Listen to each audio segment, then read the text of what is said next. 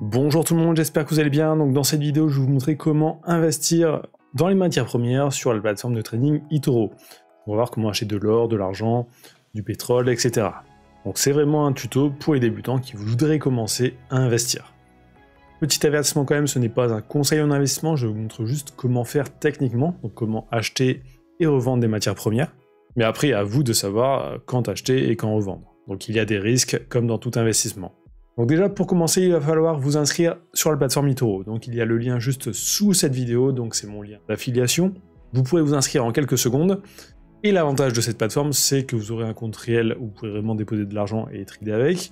Et aussi un compte virtuel avec 100 000 faux dollars où vous pourrez vous entraîner sans prendre vraiment aucun risque et sans déposer un seul euro. Donc si vous êtes déjà inscrit, on passe directement à la pratique, donc comment investir.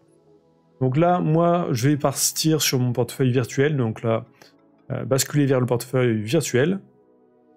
Et ici, on peut voir, j'ai 100 000 faux dollars. Donc comment trouver les matières premières sur cette plateforme? Donc on fait recherche. Donc bien sûr, si vous voulez vraiment investir avec de l'argent, il faudra faire dépôt de fonds avant pour ajouter de l'argent. Vous pourrez le faire par virement bancaire, PayPal ou carte bancaire. Donc là, une fois qu'on est sur l'onglet recherche, on peut aller dans matières premières, tout simplement. Et ici, on va pouvoir trouver toutes les matières premières disponibles sur eToro. Donc il y en a 27 au total. On peut voir, alors les noms sont en anglais, donc par exemple pour sucre, c'est marqué sugar. Mais sinon, après, c'est assez simple à comprendre. Si vraiment vous ne savez pas comment ça s'appelle en anglais, vous allez sur Google Traduction, vous tapez le nom et vous l'aurez directement. Donc vous pouvez le chercher ici dans matières premières ou alors le taper directement ici dans la barre de recherche. Donc par exemple pour l'or, si on met or ça ne fonctionne pas, donc il faut le taper en anglais et taper gold. Ensuite on choisit où investir, donc là par exemple je vais aller sur le pétrole, je clique dessus tout simplement. Donc je peux voir ce que les gens disent actuellement sur le pétrole sur la plateforme. Je peux aussi aller commenter, je peux aussi aller ajouter un post. Donc c'est un peu comme une sorte de mur Facebook ou page Facebook. Tout le monde peut écrire à cet endroit-là et partager un peu son avis dessus.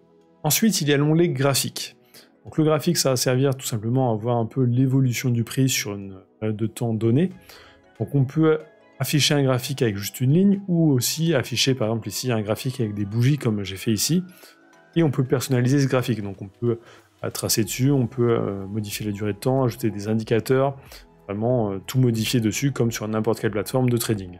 Il y a aussi un onglet actualité, donc pour avoir quelques informations un peu plus officielles on va dire. Ça, c'est surtout des articles de journaux, donc on peut voir à chaque fois est-ce que c'est des articles qui sont négatifs ou neutres ou positifs, pour essayer de voir un peu la tendance dans les médias. Et on a aussi le graphique ici qui le montre juste là. On peut voir que c'est neutre en ce moment. Si on souhaite investir dans le pétrole, on clique tout simplement sur investir. Et ici, on va mettre un montant. Donc là, on se met bien sur achat pour investir à l'achat. Je vais vous expliquer après qu'est-ce que c'est la vente. Ici, on met un montant. Donc suivant les matières premières, ce montant minimum va varier. Par exemple, pour l'or, c'est 1000 $ minimum. Là, pour le pétrole, c'est 100 $. Si on met un effet de levier x10. Mais si on met x1, c'est 1000 $ aussi minimum. Donc ensuite, justement, qu'est-ce que c'est l'effet de levier? Donc effet de levier, si on se met sur x1, il n'y a aucun effet de levier. Donc si on investit 1000 $, on investit vraiment 1000 $ dedans. Si le pétrole fait plus 10%, nous on va gagner 100 $. S'il fait moins 10%, on va perdre 100 $. Par contre, si on fait x10 par exemple, là la plateforme va faire en quelque sorte x10 à notre mise. Donc nous on va toujours mettre 1000 $, mais la plateforme va ajouter 9000 $. Donc quand le pétrole va faire plus 10%, nous on va gagner plus 1000 $, donc faire x2 carrément à notre mise vu qu'on aura fait x10 ici. Mais par contre attention, si on se met sur x10 et que ça fait moins 10%, on perd la totalité de notre somme. Donc ça, attention, effet de levier c'est pas conseillé pour les débutants. Si vous êtes débutant, restez sur le x1 pour limiter les risques. Et on peut carrément monter à x100, mais attention, x100 c'est assez risqué. Ensuite, il y a aussi une autre option, c'est ici les stop loss et take profit. Stop loss, ça sert à dire en fait, si ma position fait moins 100 $, par exemple ici, je ne pourrai pas perdre plus de 100 $. Si en gros ma position arrive à 900 $, ma position est arrêtée automatiquement et je récupère mon capital avec les pertes. A l'inverse, take profit, je peux dire si ça fait plus 100 $ ou 500 ou peu importe, je veux que mon investissement soit arrêté automatiquement et que je récupère mes bénéfices. Donc mon capital plus mes bénéfices. Donc ça, vous n'êtes pas obligé d'en mettre, vous pouvez faire aussi aucun take profit ici. Et on peut faire ici ouvrir la position pour commencer à investir. Donc là, je vais le faire justement.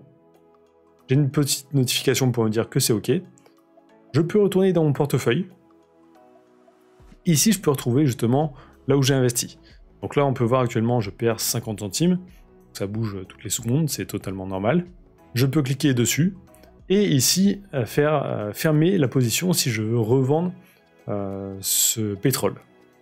Donc là, si je fais fermer, clôturer la position, j'aurais revendu mon pétrole donc, et j'aurais récupéré les bénéfices ou les pertes aussi. Donc là, on a investi à l'achat, donc si la matière première prend de la valeur, on va gagner de l'argent. Mais ce que l'on peut faire aussi sur eToro, c'est parier un peu sur la baisse d'une matière première. Donc là, on peut aller sur vente. Donc là, ça fonctionnera totalement à l'inverse. Si par exemple, on met 1000 $ à la vente, si le pétrole prend 10%, nous on va perdre 10%. Mais s'il perd 10% de valeur, nous on va gagner 10%. Ça sert vraiment à parier sur l'inverse, donc sur la baisse d'une action ou d'une matière première. Ça marche aussi pareil, de la même façon, sur les actions. Autre petite chose aussi à savoir, c'est que c'est des trades en CFD. Donc en gros, on ne peut pas acheter et revendre directement des matières premières comme ça sur les marchés boursiers. Donc il faut passer par des CFD, c'est en gros des copies des taux des matières premières. Donc ça, c'est géré en fait uniquement par les plateformes. Et vu que c'est géré uniquement par les plateformes, on va payer des frais journaliers et de week-end pour maintenir nos positions ouvertes. Donc c'est pareil sur toutes les plateformes. Là par exemple, si je me mets sur achat, je mets 1000 $ avec x1 en effet de levier, je vais devoir payer 2 centimes de dollars tous les jours pour garder ma position ouverte. Donc si vous faites juste des trades pour quelques jours, quelques semaines, ça n'aura pas un gros impact.